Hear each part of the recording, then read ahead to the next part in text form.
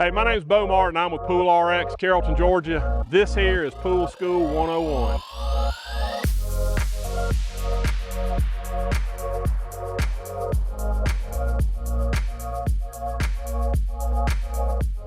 Today I'm going to show you how to deal with a cloudy pool if you have a salt system. I'm going to walk you through the steps to increase your chlorine output. Watch this. I push the mode button and put it in service. I hit menu. I go down to settings, I hit select. I go down to IntelliChlor, I hit select. And then I look and I see what my chlorine output percentage is. We are set at 20 and I've got a cloudy pool, so I know I need to increase this. Let's increase this up to 40. I notice one of two is flashing, so I hit select.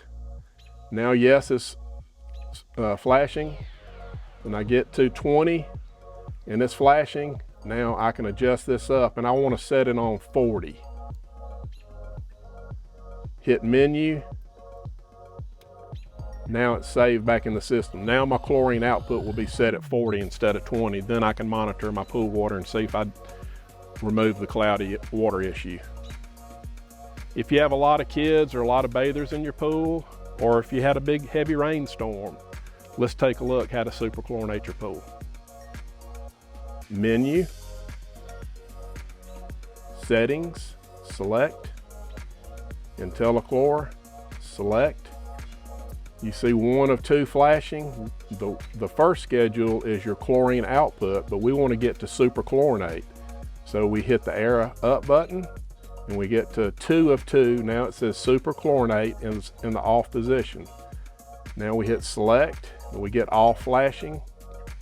Then we hit arrow up and that cuts the superchlorinate on. We have a run time of 24 hours on superchlorinate. This can be adjusted. Hit menu to exit. Now we're superchlorinating the pool for 24 hours.